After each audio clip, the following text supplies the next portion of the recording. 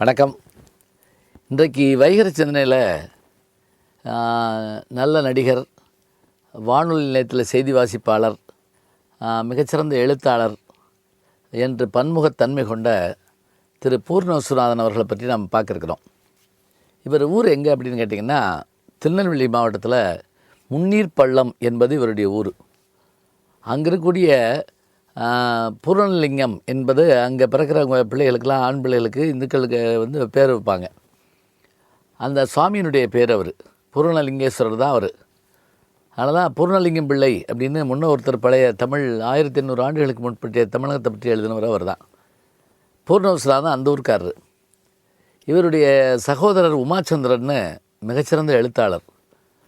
அவர் எழுதின அந்த முள்ளும் மலருங்கிற நாவல் தான் சினிமாவை கூட பின்னாடி வந்தது. பூர்ண விஸ்வநாதன் அவர்கள் பற்றி சொல்கிறாருந்தா, 1921ஆம் ஆண்டு பிறந்து தன்னுடைய 18வது வயதுலேயே அவர் என்ன பண்ணுறாருன்னா, இதுக்கு இப்போ வேலைக்கு போயிடுறாரு. இவர் வானொலியில் வேலையில் இருந்தார்.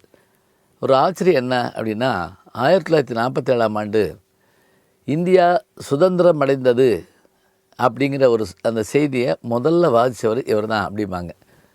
செய்திகள் வாசிப்பது பூர்ணம் விஸ்வநாதன் அப்படின்னு அந்த காலத்தில் நம்ம அடிக்கடி கேட்ட குரலாக இருக்கும். அப்படி வானொலியிலேயே டெல்லியில் இருந்துட்டு பிறகு சென்னைக்கு வந்து பூர்ணம் தேட்டர் அப்படின்னு ஒன்று ஆரம்பித்தார். ஒரு அமைச்சர் நாடக குழு ஆரம்பித்தார். அதுலேருந்து தான் இவர் பேர் வெறும் விஸ்வநாதனாக இருந்தவர் பூர்ண விஸ்வநாதனாக அவர் மாற ஆரம்பித்தார். இந்த பூர்ணம்ங்கிறது தன்னுடைய சொந்த ஊரில் இருக்கக்கூடிய கடவுளுடைய பேரை வச்சுட்ட பேர். இவருக்கு இன்னொரு சிறப்பு என்ன அப்படின்னு கேட்டிங்கன்னா, 86 படங்களில் இவர் நடிச்சிருக்கிறார். அதில் குறிப்பாக வறுமையின் சிவப்பு, அதில் கமல் அவர்களுக்கு அப்பா வருவார். அதே போல் ரஜினிகாந்த் அவங்களோட நடிச்சிருக்காரு. தில்லுமுள்ளு படம் பார்த்துருப்பீங்க, ரஜினி படம், பழைய தில்லுமுள்ளு. அதில் அவருக்கு டாக்டராக வருவார். நல்ல நகைச்சுவை வேடம் அவருக்கு எப்போவும் பிரபாதமாக இருக்கும். அதுலேயும் குறிப்பாக கமல் அவர்களோட மகாநதி படத்தில் அவர் நடிச்சிருக்க நடிப்பு அவ்வளவு அருமையான ஒரு நடிப்பாக இருக்கும். இப்படி 86 படங்கள் அவர் நடிச்சிருக்காரு. இதெல்லாம் காட்டில் என்ன சிறப்பு அப்படின்னா, அவருக்காகவே என்னுடைய இனிய நண்பர் எழுத்தாளர் சுஜாதா அவர்கள் நாடகங்கள் எழுத தொடங்கினாரோ அப்படின்னு நமக்கு தோணும். குறிப்பாக கடவுள் வந்திருந்தார் அப்படிங்கிற ஒரு சயின்ஸ் ஃபிக்ஷன் நாடகம். அதில் ஒரு ஏலியன்ஸ் இவர் கண்ணுக்கு மட்டும் தெரிகிற மாதிரி வீட்டுக்குள்ளே வந்துடும்.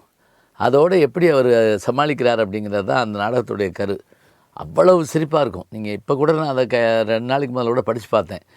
நான் படிக்கிற போதே எனக்கு இவ்வளோ சிரிப்புன்னு நடித்து பார்த்தேன். அவ்வளோ நல்லாயிருக்கும். வாசல், மாமா விஜயம், டாக்டர் நரேந்திரனின் வினோத விளக்கு, அன்புள்ள அப்பா, இது மாதிரியான இப்போ ஒரு 10க்கும் மேற்பட்ட நாடகங்கள் சுஜாதா அவர்கள் இவருக்காகவே எழுதினது. இது தவிர இவருடைய நாடகங்களில், இவருடைய பூர்ணம் தேட்டர்ஸில் நிறைய நாடகங்களை இவரே எழுதியிருக்கிறார், எழுதி நடிச்சிருக்காரு. எனக்கு ஒரு பெரிய மகிழ்ச்சி என்ன அப்படின்னா, இவங்களெல்லாம் நேரில் சந்திக்கிற வாய்ப்பு இருந்தது. நான் பல்கலைக்கழகத்தில் டாக்டர் பட்டம் படிச்சுக்கிட்டு இருந்தபோது, மதுரை காமராசர் பல்கலைக்கழகத்தில் 1984-85 நாடக இதுக்காக பூர்ண விஸ்வநாதன் அவர்கள் அழைச்சிட்டு வர வாய்ப்பு கிடைச்சது. அப்போ ட்ரெயினில் இறங்கினோடனே மதுரை காமராஜர் பல்கலைக்கழகத்துலேருந்து யார் வந்திருக்காங்கன்னு அப்படி வெளியே கேட்டு வர்றாரு. நாங்கள் போய் நின்று கை கொடுக்குறோம். பார்த்துட்டு நான் உடனே, நீங்கள் சுஜாதா நாடகங்கள் நடிக்கிறீங்கள அப்படின்னு சொன்னோடனே அவருக்கு அவ்வளோ பெரிய மகிழ்ச்சி. எடுத்த உடனே நீங்கள் நாடக நடிகராக சொன்னது ரொம்ப நல்லா இருந்ததுங்க அப்படின்னு சொன்னார். அப்புறம் அன்றைக்கி சொற்பொழிவு பண்ணார். நாங்கள் கேள்வி பதிலெலாம் பண்ணோம். அதே போல் 2008 அவர் மறையிறதுக்கு முன்பாக எழுத்தாளர் சுஜாதா அவருடைய புத்தக வெளியீட்டுக்கு போயிருந்தேன் நான். டைரக்டர் சங்கர், மணிரத்னம் எல்லோரும் வந்திருந்தாங்க. அன்றைக்கு பூர்ண விஸ்வநாதன் அவர்கள் பேசுனதோடு மட்டும் இல்லாமல் ஒரு காட்சியை மேடையிலே நடித்து காட்டினார். ரொம்ப அவ்வளவு அருமையாக இருந்தது. அத்தகைய பெரிய ஒரு தன்மை மிகுந்தவர் அவர். பார்த்த உடனே இவரை போல் ஒரு அப்பா இருக்க மாட்டாரா, இவரை போல் ஒரு ஆசிரியர் இருக்க மாட்டாரா அப்படின்னு நமக்கு தோணுதுன்னு சொன்னால், அத்தகைய பெருமையுடையவர் பூர்ண விஸ்வநாதன் அவர்களுடைய இந்த செய்திகளெல்லாம் பார்க்குற போது, அவருடைய வரலாறு புத்தகமாக தனியாக வந்திருக்காருன்னு இது வரைக்கும் நான் பார்க்கல. ஆனால் எழுதப்பட வேண்டிய புத்தகங்களில் ஒன்று. அவருடைய வாழ்க்கையில் அத்தனை விஷயங்கள் உண்டு. ஒரு எளிய கிராமத்தில் பிறந்து டெல்லியில் போய் வேலை பார்த்து திரைப்படங்களில் நடித்து நாடகத்திற்கு ஒரு பெரிய மாற்றத்தை கொடுத்த பெருமகனார் யாருன்னு கேட்டால் நம்முடைய பூர்ண விஸ்வநாதன் அவர்கள் தான். ஜி ஞானசம்பந்தன் அப்படிங்கிற என்னுடைய யூடியூப் சேனலுக்கு நீங்கள் சப்ஸ்கிரைப் பண்ணுங்கள், நண்பர்களையும் பண்ண சொல்லுங்கள். நல்ல சிந்தனைகளை நாளும் கேட்கலாம், அரிய செய்திகளை அன்றாடம் கேட்கலாம்.